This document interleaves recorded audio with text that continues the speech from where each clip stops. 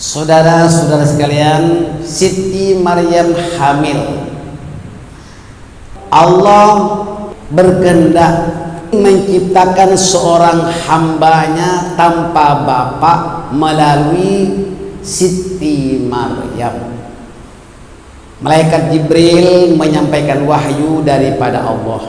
Wahai Maryam, sesungguhnya aku ini hanyalah seorang utusan Tuhanmu untuk mengurniakanmu seorang anak lelaki yang suci.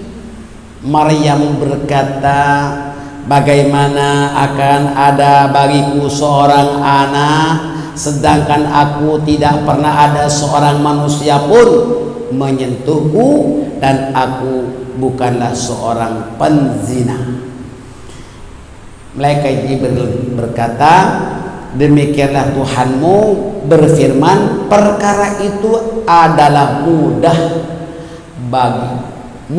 bagi Allah Subhanahu wa taala. Bagaimana seorang perempuan tak pernah disentuh oleh laki-laki, bahkan melihat pun tidak.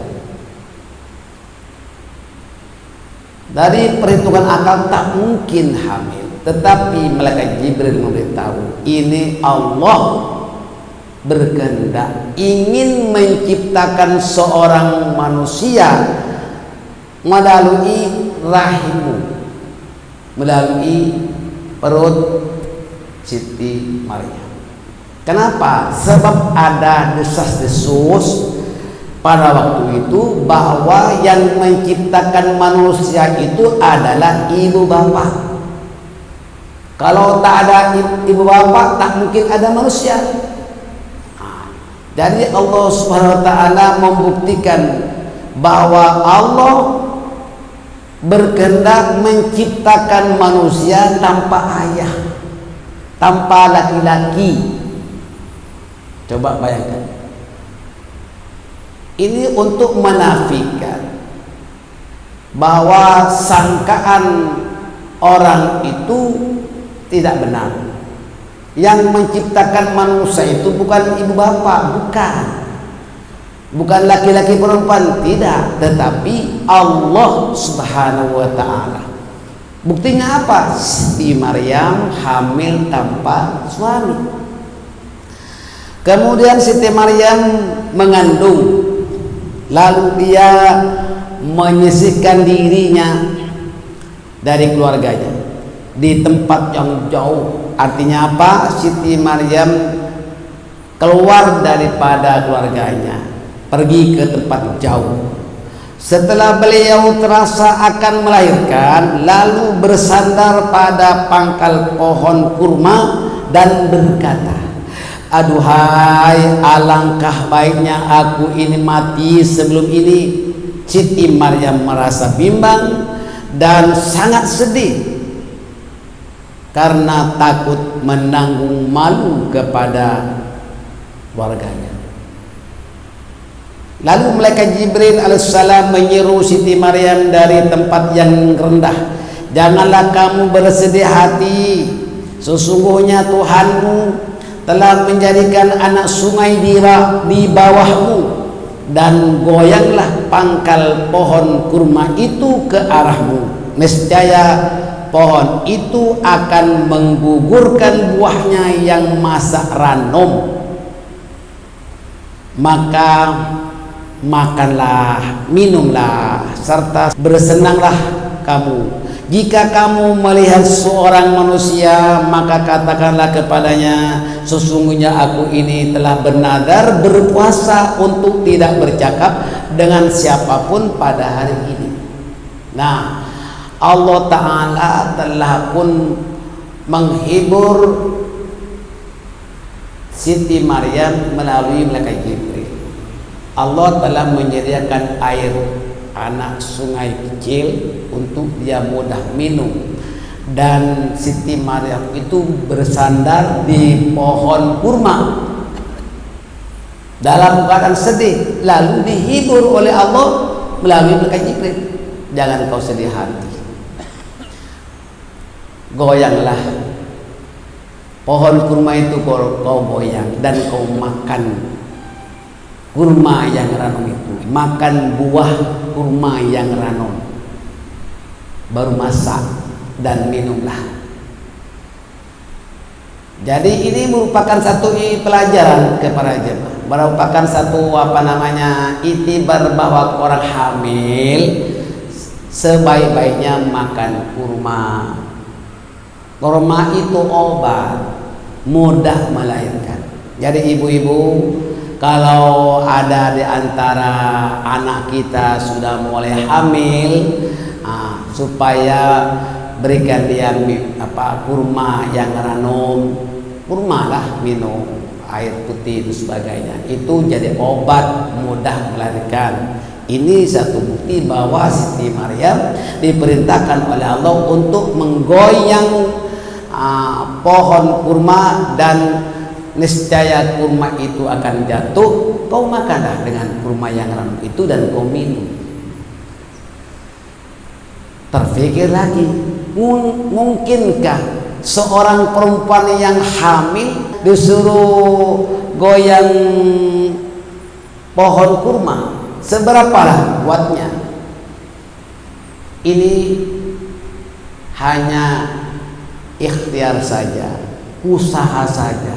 Tak mesti digoyang seperti monyet goyang pokok, bukan. Hanya ditepuk saja dah jatuh. Itu bahwa manusia, menunjukkan bahwa manusia itu mesti ikhtiar walaupun seorang yang sedang hamil. Sama halnya dengan Siti Hajar. Siti Hajar, istri Nabi Ibrahim, olang-alik antara Safa dan Marwah mencari air untuk putranya Ismail yang baru dilahirkan. Bayangkan seorang wanita baru melahirkan anak, tapi dia tetap berusaha untuk mencari air untuk putranya Ismail. Bayangkan, maknanya apa?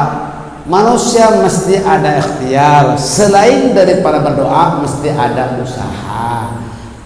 Siti Maryam pun diperintah oleh Allah supaya menggoyang pohon kurma itu ikhtiar, itu usaha. Lalu kurma itu jatuh. Tak perlu kuat-kuat, kita tepuk saja sudah jatuh. Alhamdulillah, itulah perintah Allah Subhanahu wa taala. Alhamdulillah. Saudara-saudara sekalian, Siti Maryam membawa anaknya bertemu dengan keluarganya, dan mereka menuduh Siti Maryam itu berzina. Keluarganya berkata, "Hai Maryam, kamu adalah keturunan orang yang baik-baik dari keluarga Imran, kenapa kamu berzina?" Siti Maryam serba salah. Saudara-saudara sekalian, Nabi Isa alaihissalam dilahirkan. Setelah Siti Maryam melahirkan, anaknya dibawa berjumpa dengan keluarganya. Mereka telah menuduhnya Siti Maryam itu berzina. Maka Siti Maryam menunjuk kepada anaknya, lalu mereka berkata, "Bagaimana kami boleh bercakap dengan anak kecil ini?" Dengan kuasa Allah, anaknya yang kecil itu berkata, "Sesungguhnya aku ini hamba Allah. Dia memberi aku Alkitab, berkat Injil." Itulah Nabi Isa putra Maryam berkata-kata, bercakap ketika dalam buayan. Maka Allah Subhanahu wa taala memilih Maryam, seorang perempuan yang hamil tanpa suami, cuma satu. Sampai hari kiamat hanya satu hamil tanpa suami, Bu.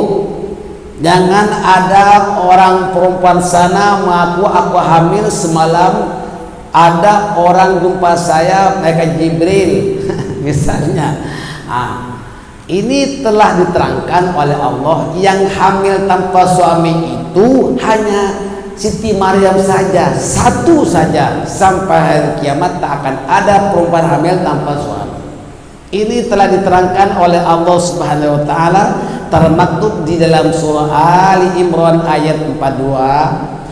Wa idh qalatil malaikatu innallaha astafaki wa tahharaki wa astafaki ala nisa'il alamin. Dan ingatlah ketika malaikat Jibril berkata, wahai Maryam, sesungguhnya Allah telah memilih kamu, mensucikan kamu dan melebihkan kamu atas seluruh perempuan di dunia hingga hari kiamat. Allah memilih Siti Maryam, seorang perempuan yang hamil dan melahirkan tanpa suami, untuk dijadikan sebagai bukti bahwa manusia itu bukanlah ibu bapanya yang menjadikan, tetapi Allah lah yang menciptakan manusia dengan kehendaknya. Sesungguhnya Allah menciptakan Nabi Isa seperti Dia menciptakan Nabi Adam alaihissalam. Merujuk surah Ali Imran ayat ke-59. Inna mathala Isa indallahi kamathali Adam. Sesungguhnya Allah menciptakan Nabi Isa itu seperti Dia menciptakan Nabi Adam. Allah, Nabi Adam kan tak punya bapa, tak punya ibu, kun fayakun saja. Allah ciptakan Nabi Adam, kun fayakun, jadi. Saudara sekalian, putra Siti Maryam dinamakan Isa karena dia tunggal dan ibunya juga tunggal, yakni hanya satu perempuan yang hamil tanpa suami hingga hari kiamat. Nabi Isa alaihissalam diangkat menjadi Rasul oleh Allah dan dikurniakan sejumlah mukjizat kepadanya. Mudah-mudahan ada manfaatnya.